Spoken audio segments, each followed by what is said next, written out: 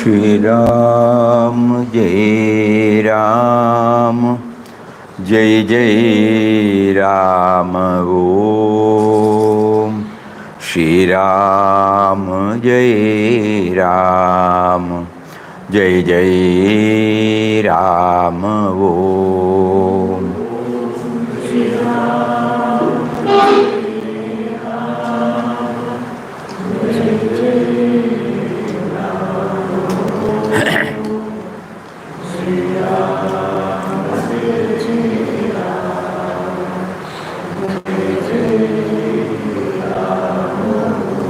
Om Shri Ram Jai Ram Jai Jai Ram Om Shri Ram Jai Ram Jai Jai Ram Om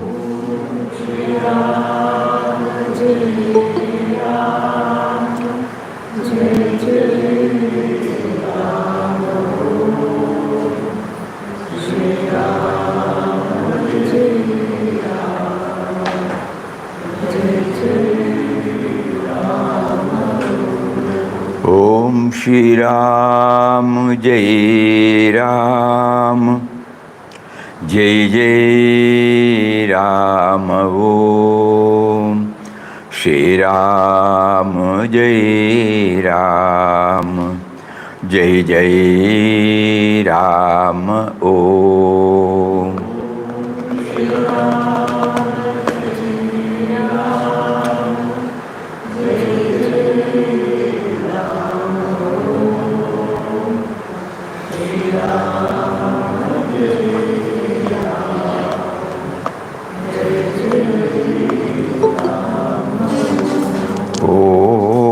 Shri Ram Jai Ram Jai Jai Ram Om Shri Ram Jai Ram Jai Jai Ram Om Shri Ram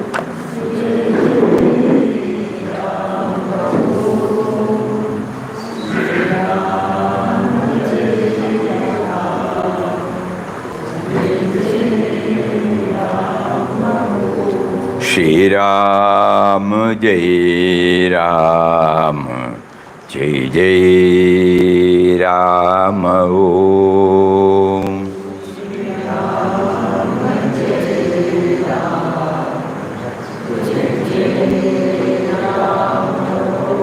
Shri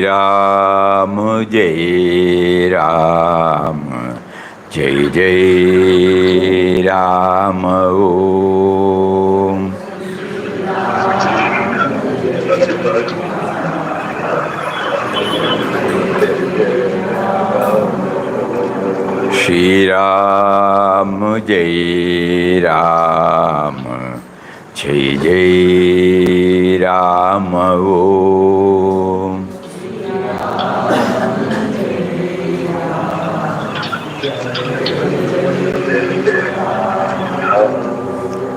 Shri Ram Jai Ram Jai Jai Ram Om Shri Ram Jai Ram Jai Jai Ram Om Shri Ram Jai Ram Jai Jai Ram Om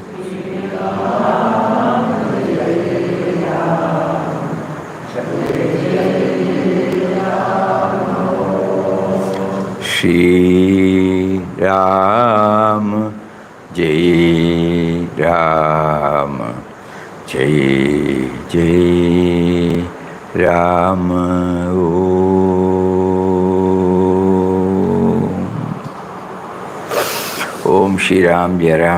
Ram. Hari Om to everybody. Hari Om, Swamiji. Hari Om. Swamiji. Pranam. Swamiji. Pranam, pranam. Pranam, Swami. We are now in the 27th chapter. What is the speciality of this chapter?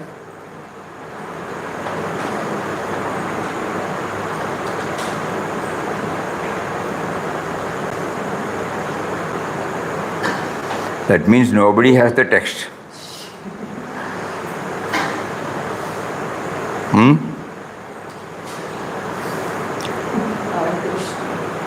No sound.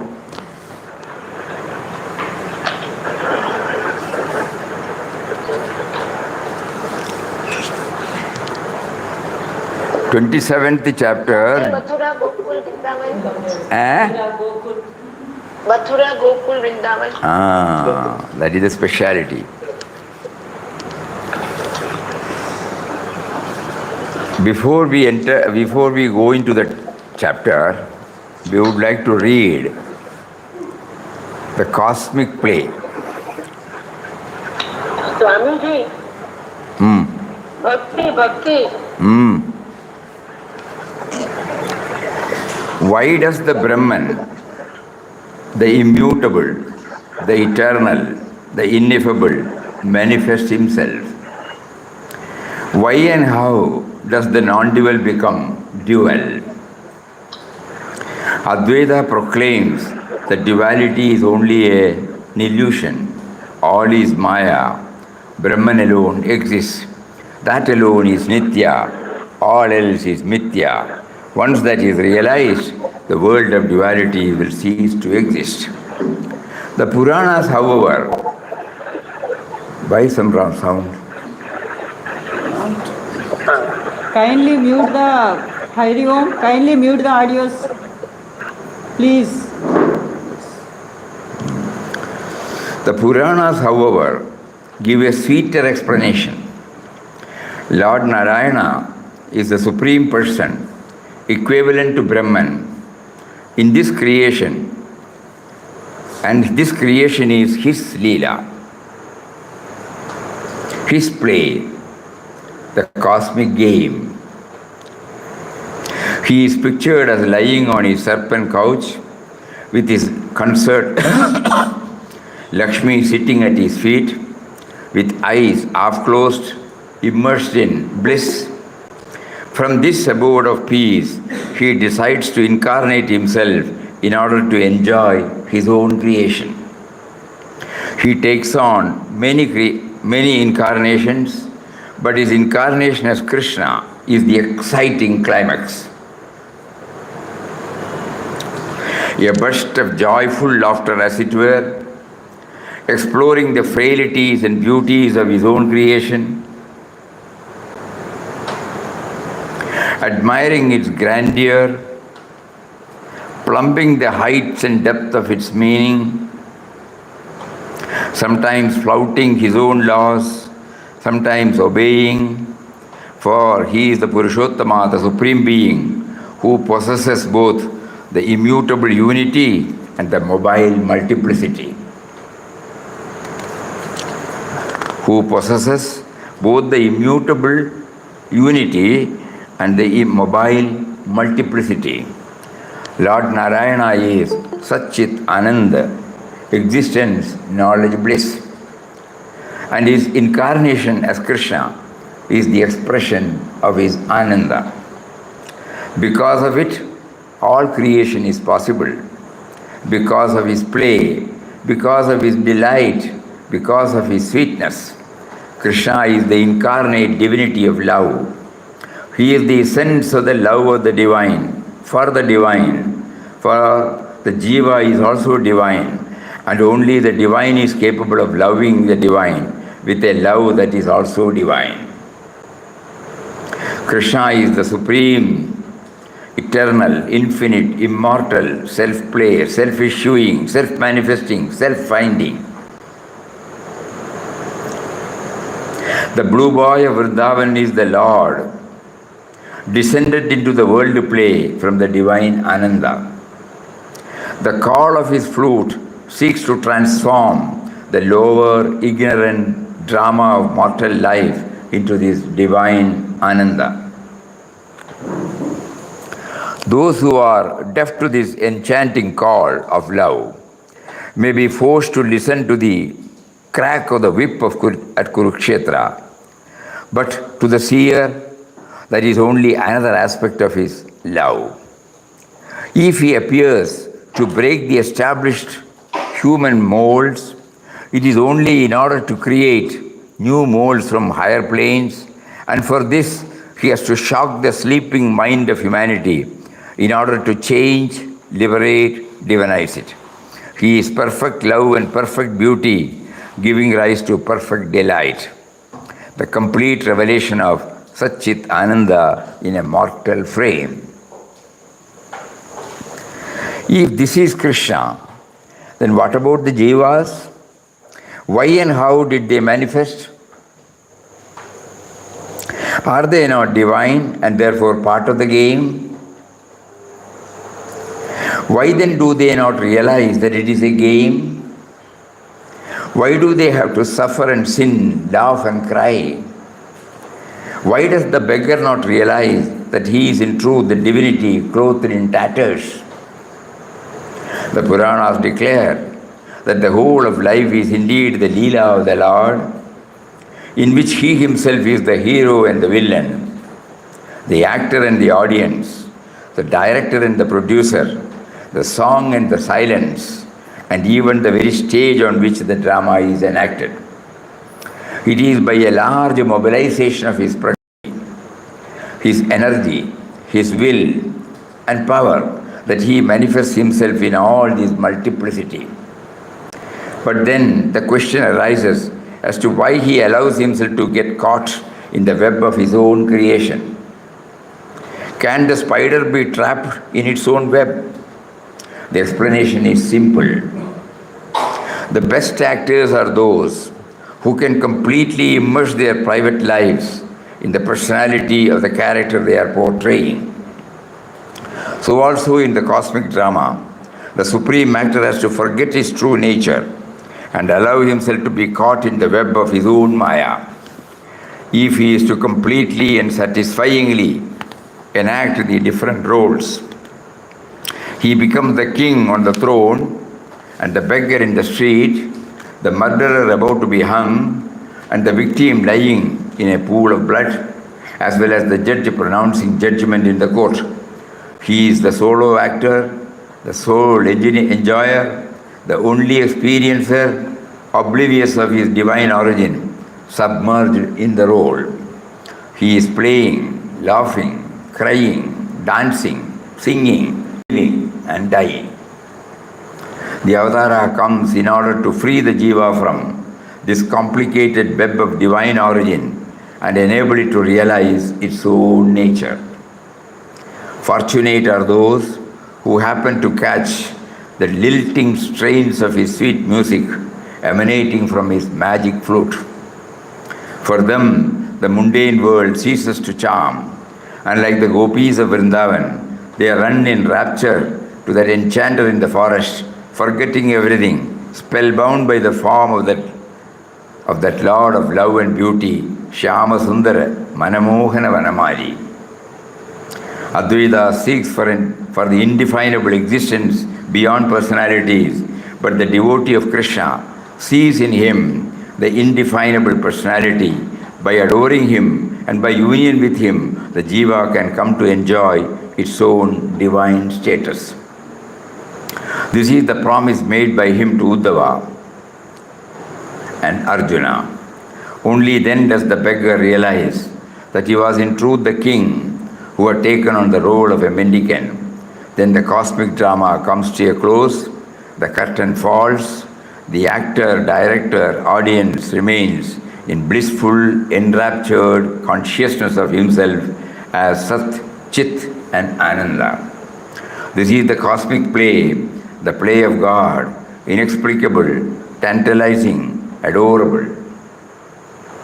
Samarpanam at the lotus feet of Vanamali, the producer, director and the sole actor of the whole drama.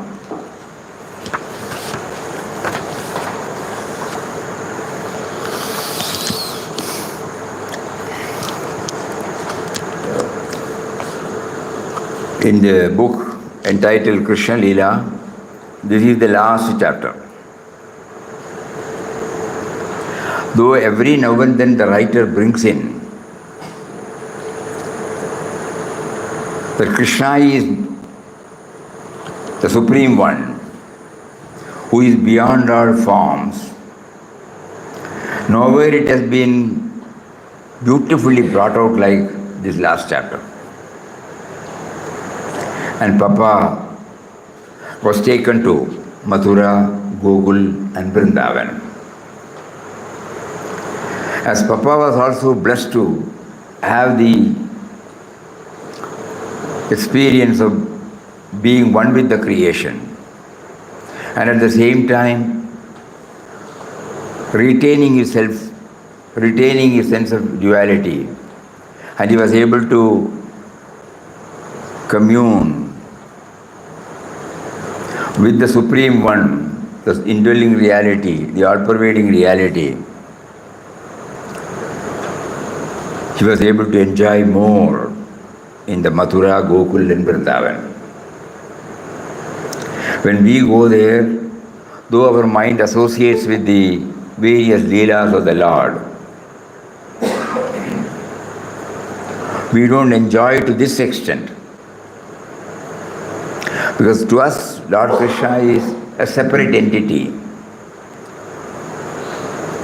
disconnected from us.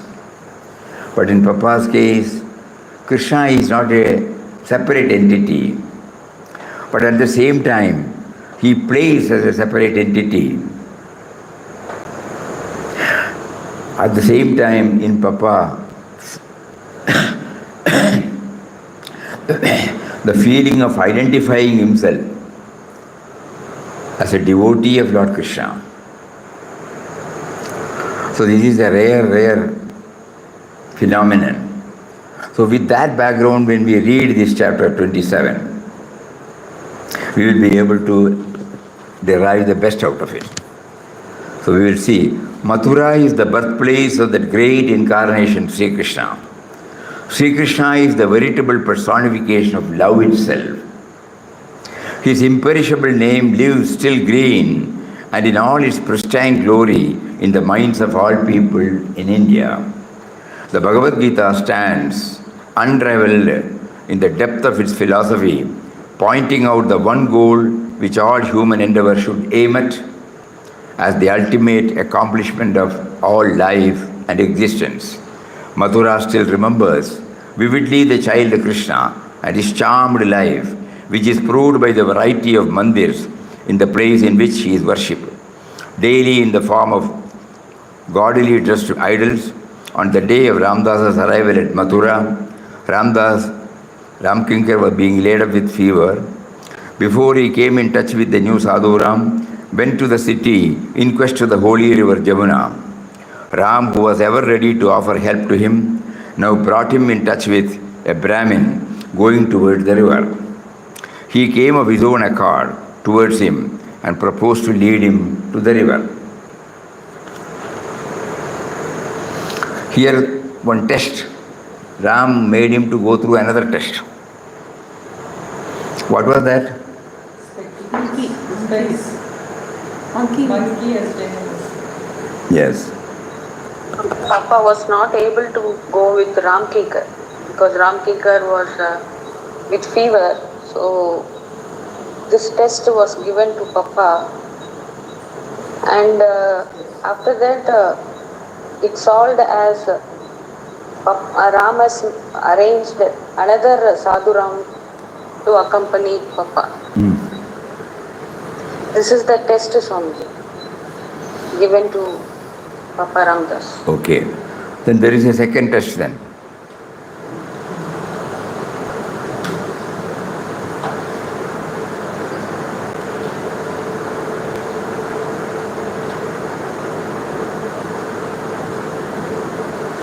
He went to the river for a bath. He had kept his lota and the spectacles.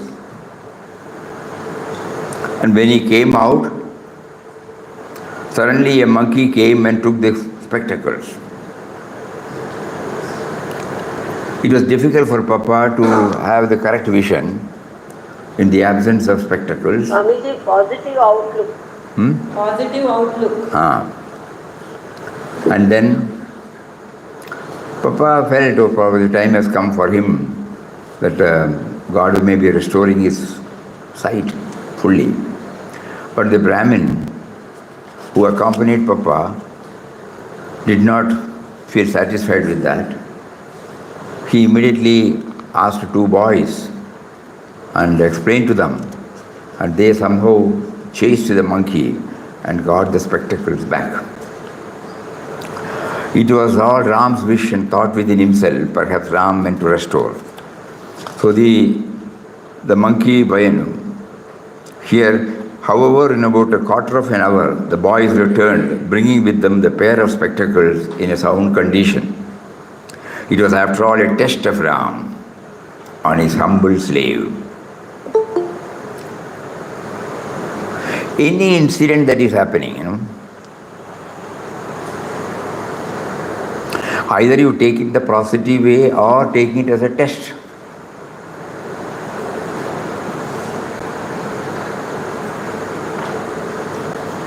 And when we have been blessed with such a mental background, there won't be any anxiety at all to get back or to. Suppose we are there, what we would have done? We would have become panicky.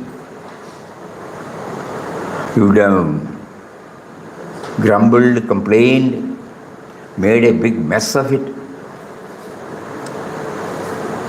Even now, even after listening to this, we will be doing the same. But because the conviction is there, that God does everything for the best. And He Himself says it was a test.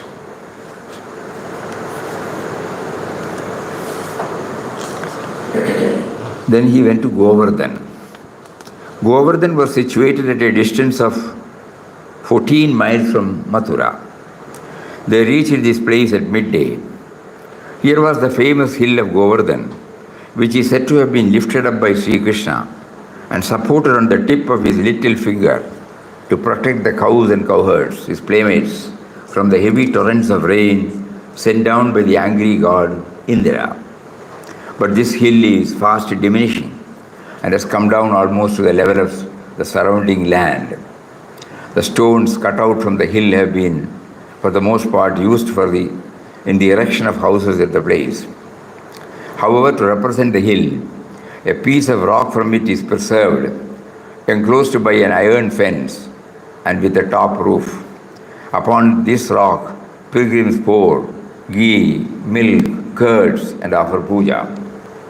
Even from this rock, bits are knocked off by the pilgrims and carried as mementos.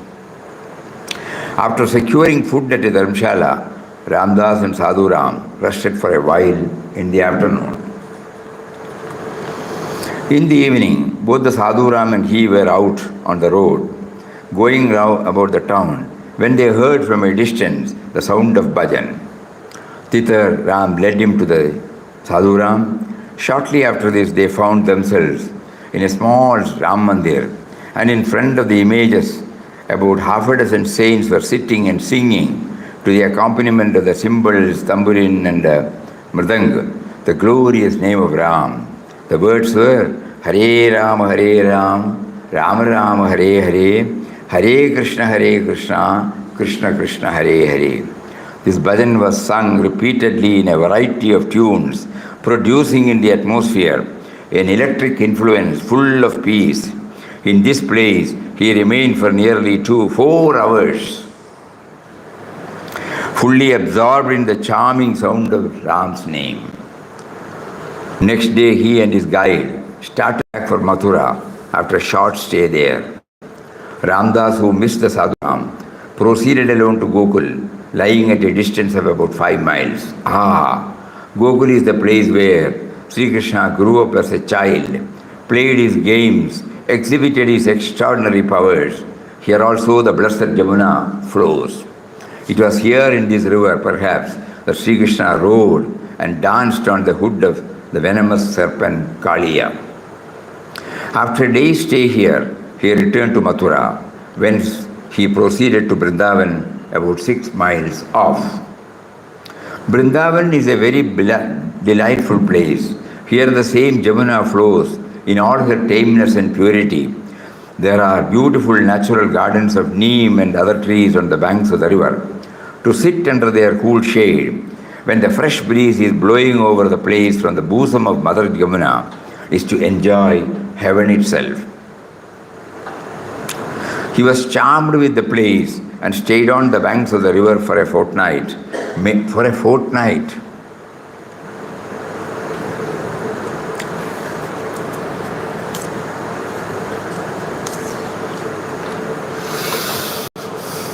Made the dry sand his bed and seat for the night, and the shade of the trees a little above his resting place for the day.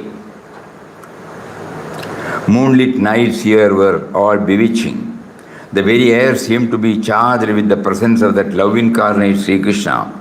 And when soft breezes were blowing, they seemed to be carrying into Ramdasa's ears the maddening music of Sri Krishna's flute and the silvery sound of the tinkling tiny bells of his blessed dancing feet. Now and again a deep, soft and resonant voice would travel in the air, Radhe Shyam, Radhe Shyam. Ramdas lived there in a state of complete ecstasy and rapture. Days passed by unconsciously. The whole stay seemed to be one long-drawn, sweet, pleasant dream. At Vrindavan he visited many Krishna mandirs, of which the Ranganatha Mandir is a huge and picturesque structure. It resembles the fortress enclosed by high massive walls. The gateway and interior building and roofs are all made of stone, artistically carved. The command came at last from Ram to quit. Returning to Mathura, he got into a train directed by the friends of the place.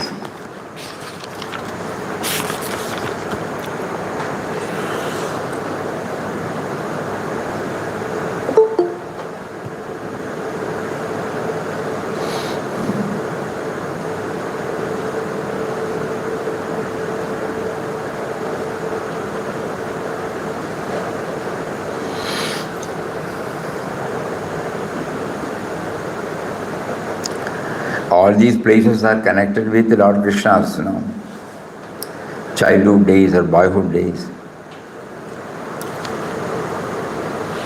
A person who only views him as a separate person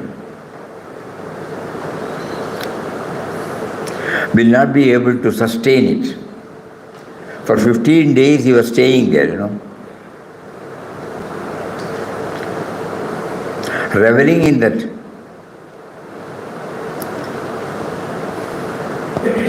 realm where his identification with the avatar must have become complete.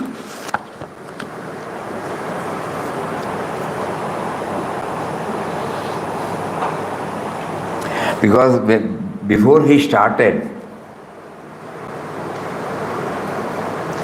this yatra, he had the darshan of Lord Krishna, who was his chosen deity, and he prayed to him to that form, that he would like to have the form explained in Simad Bhagavad Gita, the Vishwarupam, and not this form. So that is how the Jnanottara Bhakti came. Knowing fully well that he is the only indwelling and all-pervading reality, he was also enjoying the Saguna Swarupa of the entire creation.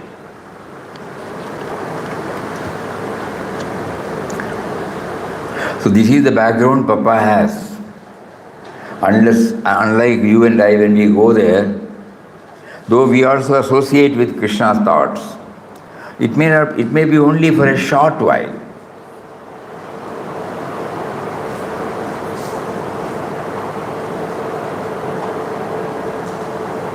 Because to think about everything, just now we read out, the cosmic play.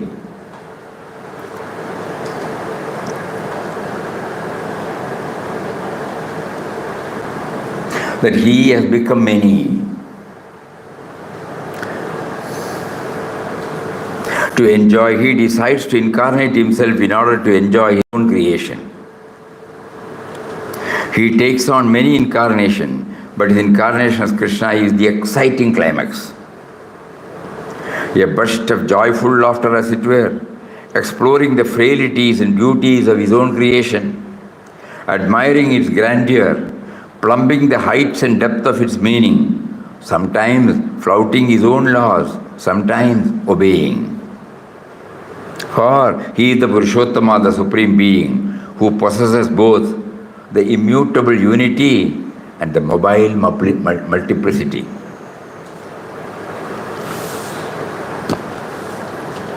Lord Narayana is Satchidananda. Knowledge, existence, bliss. And his incarnation as Krishna is the expression of his Ananda. Because of it all creation is possible.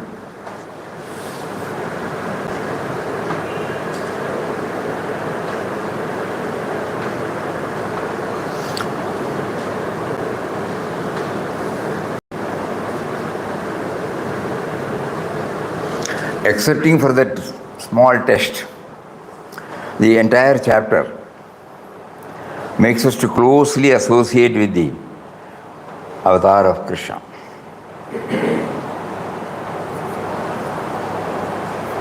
Especially this Mathura, Gokul and Vrindavan.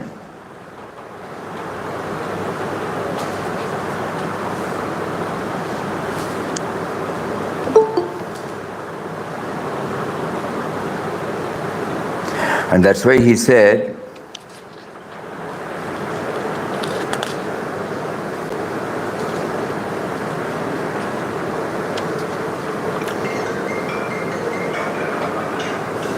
even the breeze, the very air seemed to be charged with the presence of that love incarnate Sri Krishna. And when soft breezes were blowing, they seemed to be carrying into Ramdasa's ears the maddening music of Sri Krishna's flute and the silvery sound of the tinkling tiny bells of his blessed dancing feet. Now and again, in a deep, soft, resonant voice would travel in the air, Radhe Shyam, Radhe Shyam. Ramdas lived there in a state of complete ecstasy and rapture. Days passed by unconsciously. The whole stay seemed to be one long-drawn, sweet, pleasant dreams.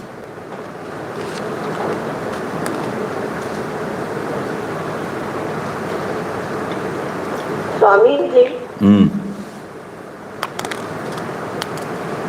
when the stage of complete identification comes, there are no more tests.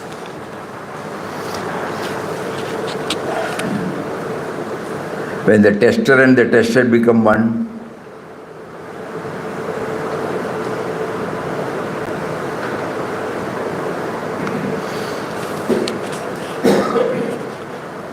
and again the tester goes apart and the tested becomes apart, no? Supreme ecstasy.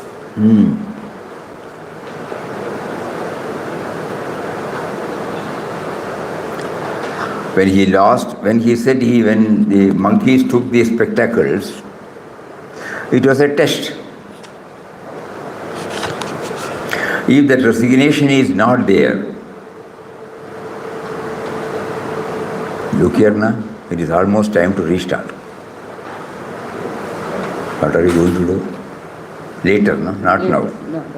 Not now.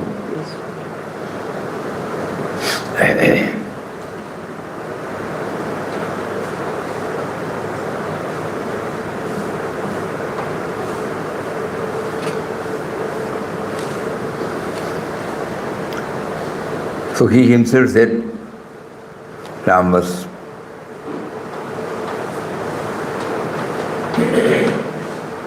It was, after all, a test of Ram on his humble slave.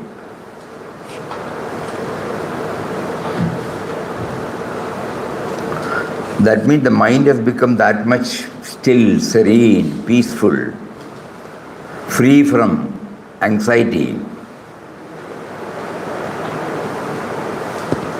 Such a mind can easily enjoy the ecstasy. Again, we think about our own going. Though we may be visiting all the places of worship of importance, our mind is not fully filled with the places we go or the glories of that particular place or the murti. We are anxious about our belongings. We are anxious about our so many factors for our comfortable stay. And this is also included, that's all. So this chapter makes us to think on all these aspects. Everyone can go back to their own days when they visit such places. They take a lot of pains to go to their places. And then what happens? Our mind will be full of anxiety,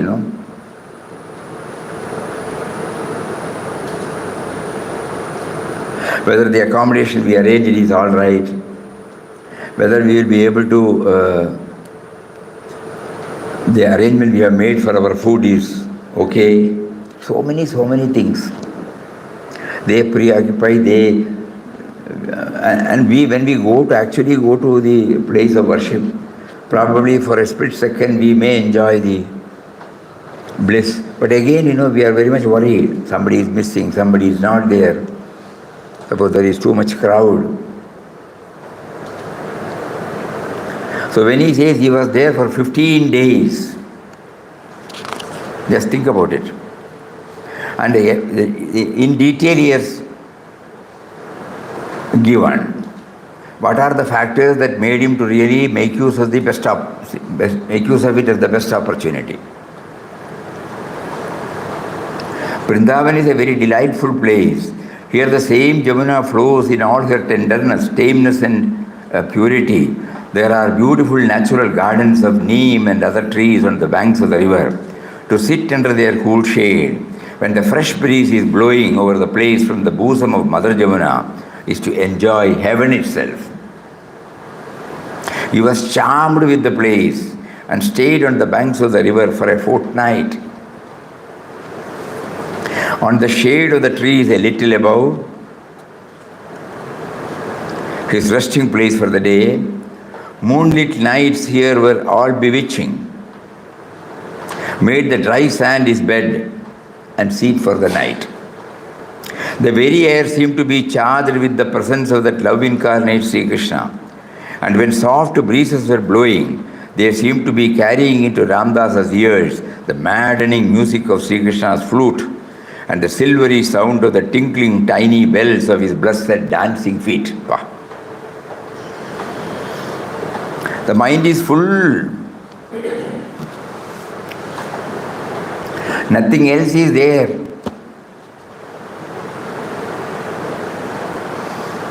So under the shade of a tree, on the sand bed, he was able to remain there for 15 days.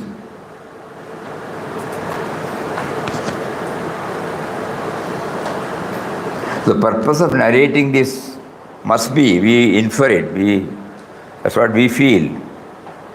Achha, when you undertake any pilgrimage, prepare your mind well.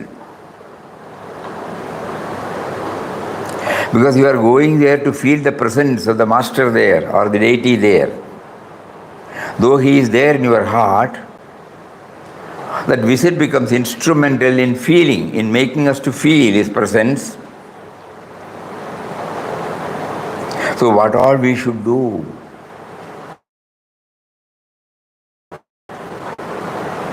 If we don't prepare well, we may be going there and coming back. There may be some sentimental or emotional level satisfaction, but not a spiritual fulfillment. As we read, this is what he makes us to think. If Swamiji, we must make our mind empty of anxieties and worries. Fully with God thought, So before we go to any place, it is better, if we don't know, to associate ourselves with the Sthala Mahima, how the temple came, or the ashram came, how the Mahatma is there, or how the chosen deity is there.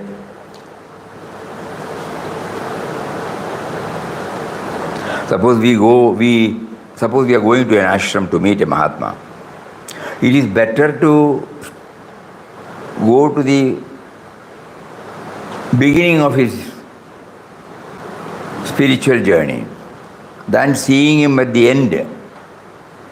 So that by the time we go there, our mind is full of the spiritual disciplines he passed through, and finally how it enabled him to scale the heights. And with that bhavana, when we go and sit before the Mahatma, we don't have to ask anything. The purpose has been served.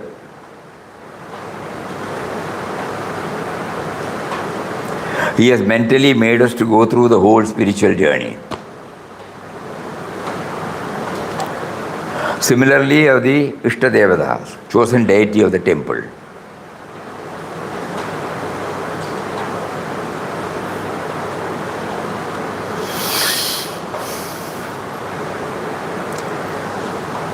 Because this particular chapter, there is nothing else to discuss.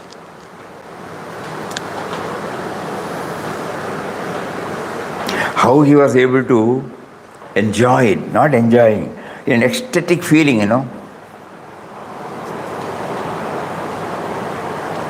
Actually, today, when we thought this is the chapter to be taken up, we went through the Krishna Lila again. And we went through the Mathura, Gokul and Vrindavan episodes. What all he played. And at every time the writer was connecting the tiny little Gopala, tiny little Krishna with the Supreme One also.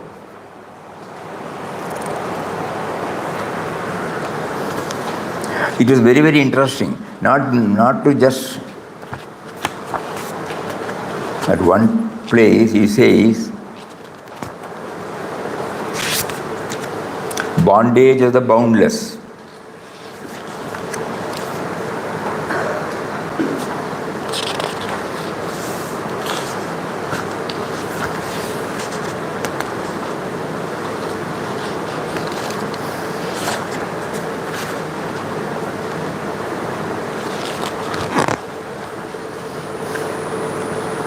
One day, Yashoda got up early to assist the maids in churning curds. She left the sleeping Krishna and tiptoed out of the room to boil the milk and churn the curds before he woke up. It so happened that he woke up soon and was quite annoyed to find her missing. Even though he was about 3 years old, according to the custom he had not yet been weaned, and it was his usual habit to have a good feast as soon as he got up. He shouted for his mother, but the noise made by the wooden churn, as well as the fact that she was singing songs about him, drowned out his baby voice.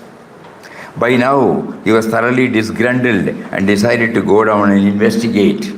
Ah, there she is, busy churning curd, when she should be feeding me.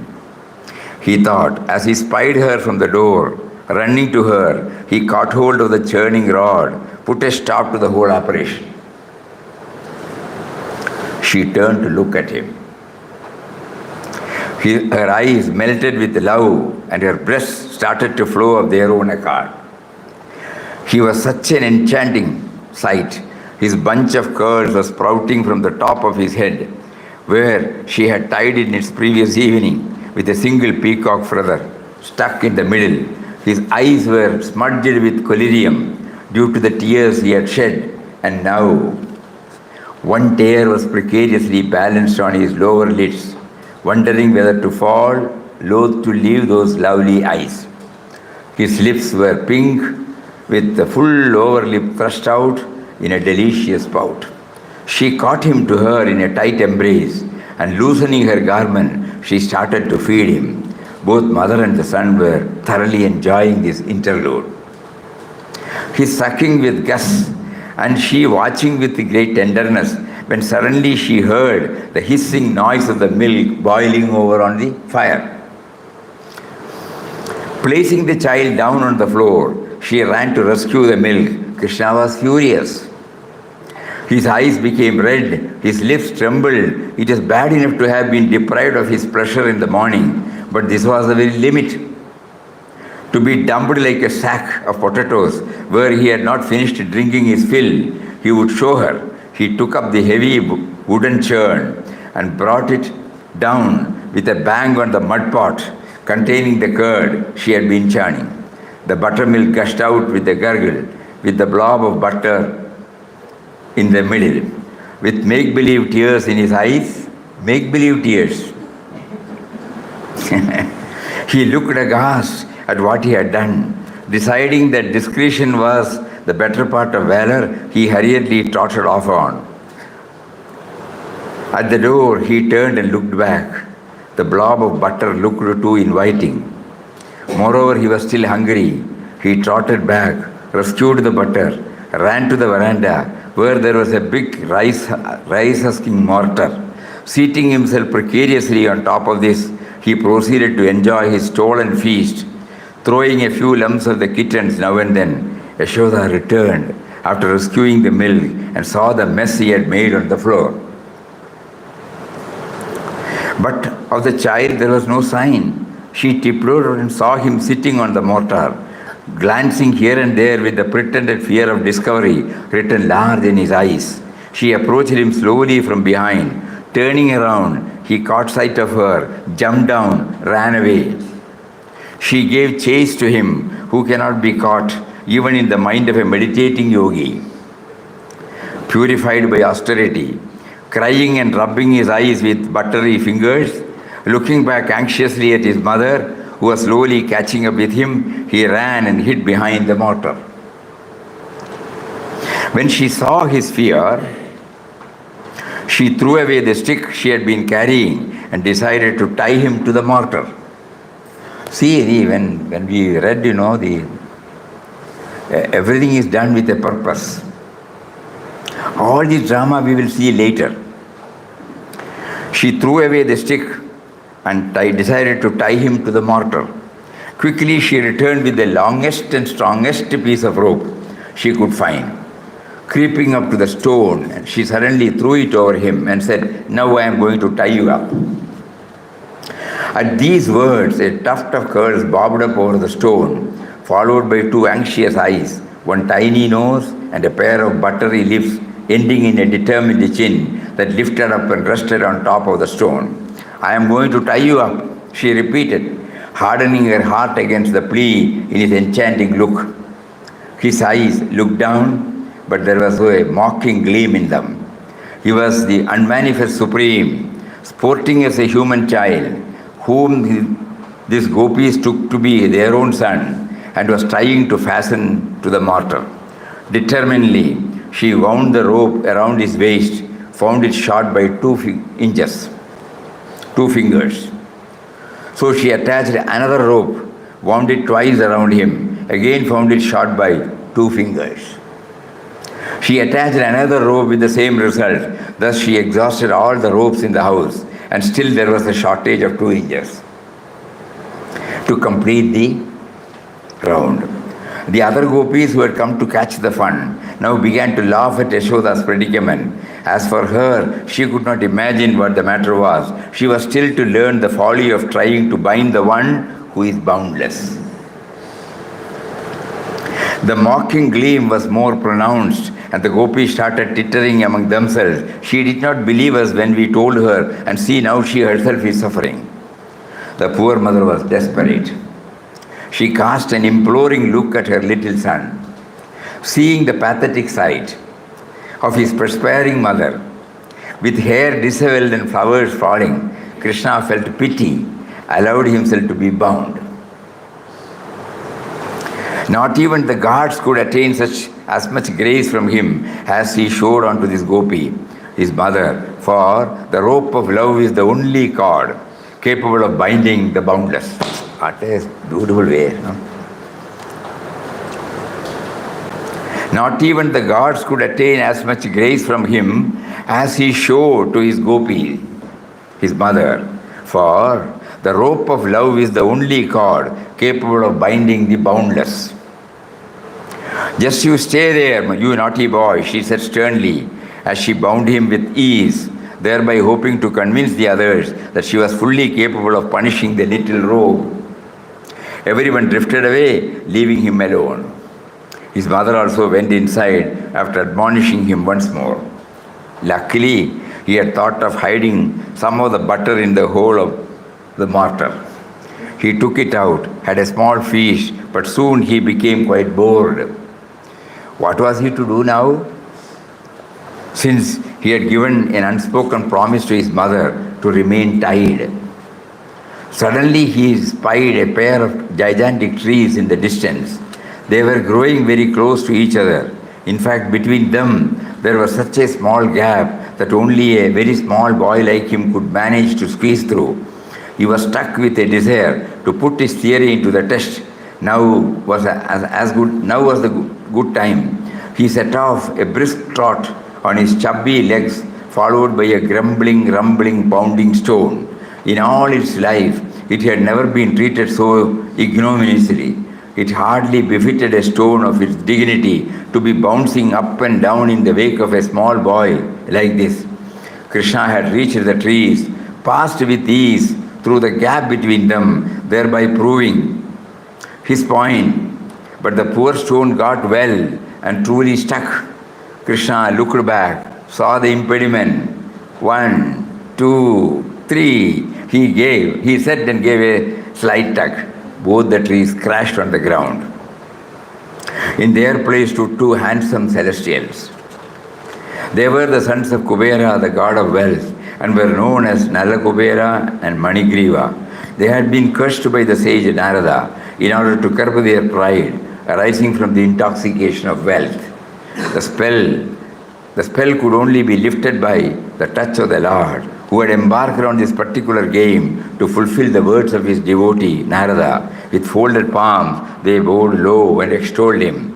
Bless us, O Lord, for we are the servants of your devotees, Narada.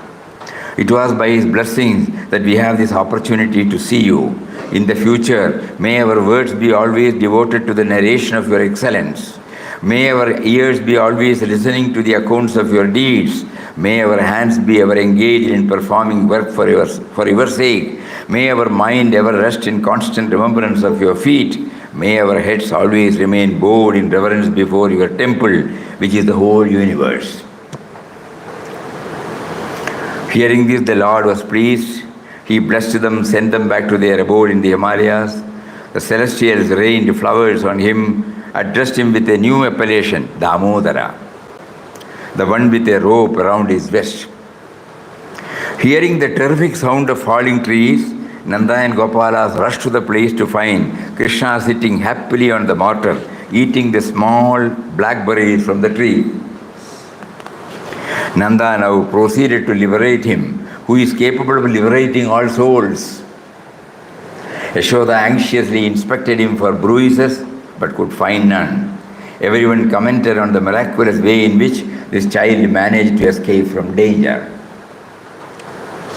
So like that, there are so many, where you find the Supreme One behaving like a limited one. All with a definite purpose. And when Papa says he enjoyed 15 days there, his mind was fully occupied with Krishna's mission. Both as an avatar Swami, Huh? Swamiji, Huh? today is Ekadashi, Swamiji. Eh? Today is Ekadashi. Oh. So nice to hear Krishna Lila today. He has been extremely kind enough to make us to read this. At least read, and enjoy. If reading itself is giving us joy, we can imagine what would have been our joy when we start experiencing it. Mathura, Gokul and Vrindavan.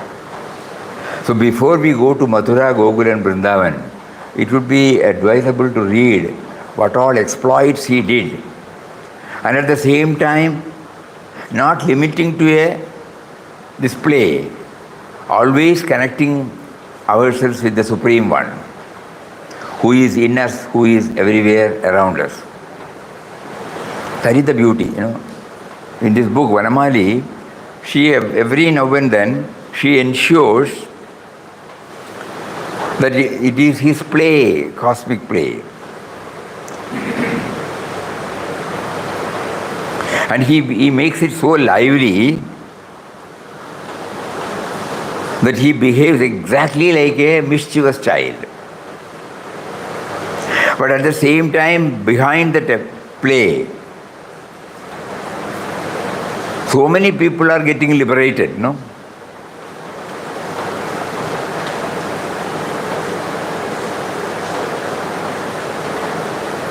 Especially now imagine when she was trying to bind him and she found the 2 fingers short.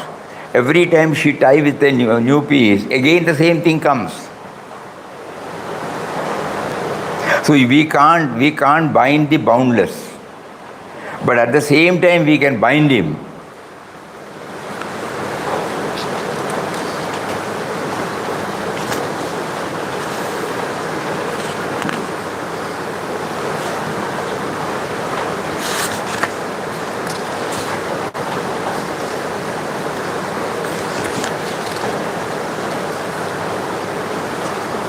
His mother. Not even gods could attain as much grace from him as he showed to this gopi, his mother. For the rope of love is the only cord capable of binding the boundless.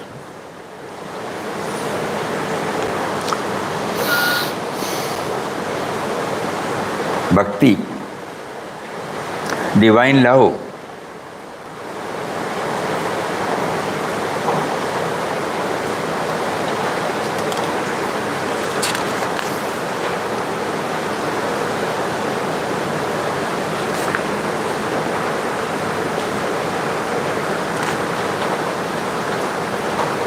Another day, anyway, it's already. Another day, when Krishna was toddling through the streets on another of his nefarious errands, he saw an old lady laboriously carrying a basket of fruit that she had managed in the forest. Give me some, he lisped, running to her and tugging her at her sari. She looked at this face and was lost. I generally sell my fruits in exchange for grain, but for you I will give my whole hoard free. Krishna, the bestower of the fruits of action to all, refused to take anything free. My father is very rich, plenty of grains. Come with me, I will give you as much as you wish. So saying, he darted off like a blue arrow, and the woman labored after him. This way, that way, she saw flashes of blue fire, and soon came to his house. By this time, Krishna had darted inside, imperiously calling her mother to get the grain, but Yashoda had gone out for a visit. The house seemed deserted. What was he to do? Going inside, he grabbed as much grain as his little hands could hold, and with the greatest concentration, he walked with bated breath, gazing fixedly at his hands so that not even a single grain would fall. But despite his best efforts, all along his passage, the grain slipped through his baby fingers. When he emptied the 2 fistfuls with a sigh of relief into her basket, it was doubtful whether there were more than 5 or 6 grains altogether. The child beamed with joy at his own effort and looked happily at the old lady. She smiled tenderly at him, wiped the beads of perspiration from his forehead with her torn garment. See the bhakti, you know? Then she sat down on the steps, made him to sit in her lap. She took a fistful of berries from the basket, filled his cupped palms. 2 more were needed to fill them to the brim. She turned to search for to place on top. When she looked around, his hands were empty. Once more she filled them. Once more the same thing happened. This kept on until the last berry was in his mouth and the basket became empty. Are you satisfied now, my precious? She inquired anxiously. He nodded.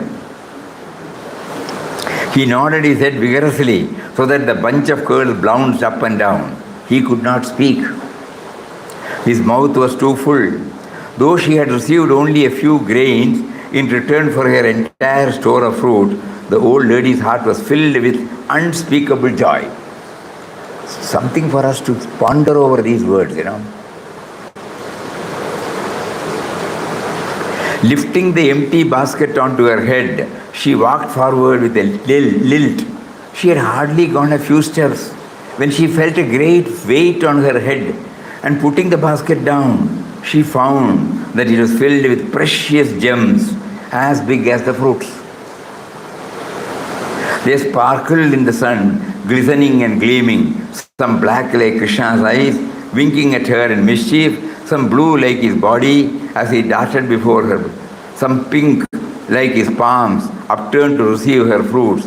Everywhere, her poor old eyes were dazzled by the glimpses of him. Nothing could she see, but she did not mind, for inside her heart his form shone forever. Who can explain the Lila of this divine being who played these pranks to the delight of the simple cowards of Gokula? Assuming the role of a village child, he sang and danced at the command of the gopis as if he were a sort of puppet. He fetched and carried for them, played and pranced for them, ran to do their bidding to show that he was one who subordinates himself. Beautiful word. He was the one who subordinates himself to fulfill even the slightest wish of his devotees. Who subordinates himself to fulfill even the slightest wish of his devotees. Just now look, we were made to go through the 27th chapter. And what he blessed us, Papa blessed us with something which we can never forget.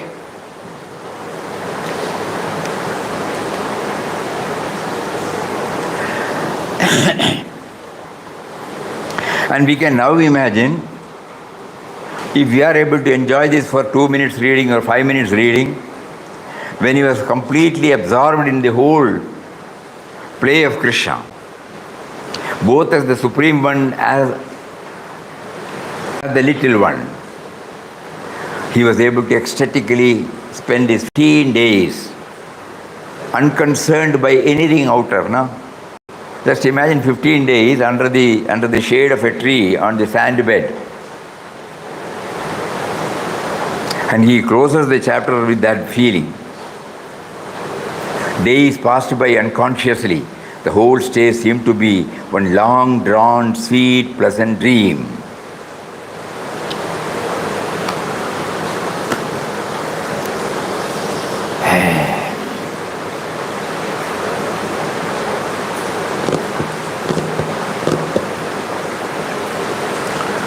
This is the advantage of having this Jnanottara Bhakti, you know.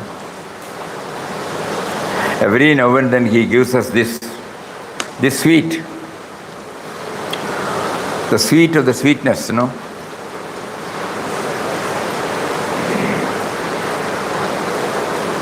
Not merely as the Supreme One, the one and only articulating power, the one and only subtle and mysterious power, but at the same time, Jnanottara Bhakti gives us this wonderful, wonderful opportunity of enjoying his play, enjoying his company. The description has been such that we were just sitting before we were all taken to Mathura, Vrindavan, and we were watching from Yashoda's house. Because the explanation himself has come out of that enjoyment. That is why it is so exciting. While writing, Vanamali must have experienced this. Otherwise, this cannot be brought out by this. And every now and then she tries to connect with the Supreme One. So she was also enjoying both Jnanottara Bhakti. Every time she repeats, He is the Supreme One. At the same time,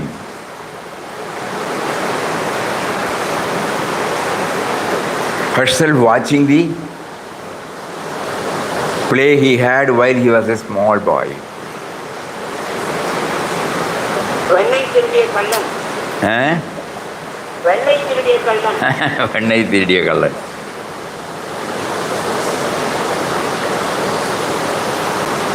There is a song, what is that song?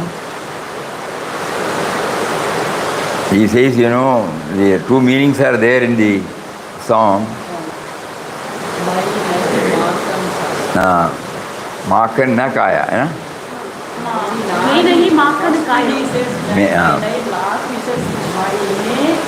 We enjoy that song, we enjoy the tune, but we really miss what it is supposed to give us.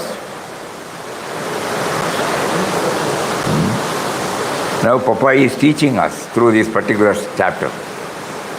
He is teaching us how to, why all these avatars have come, why we go on a pilgrimage, why we crave for darshan of such things. When we go there, what should be our mental attitude to enjoy the maximum, to derive the maximum benefit out of it.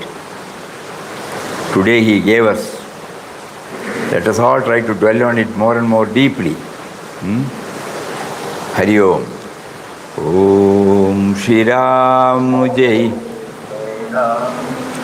Om Shri Ram Jai Ram. Jai Jai Ram. Om Shri Ram Jai Ram. Jai Jai Ram. Om.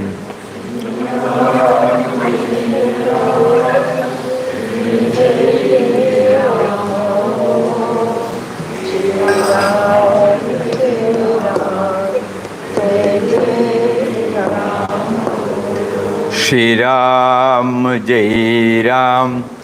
Jai Jai Ram. Om Shri Ram Jai Ram. Jai Jai Ram. Om.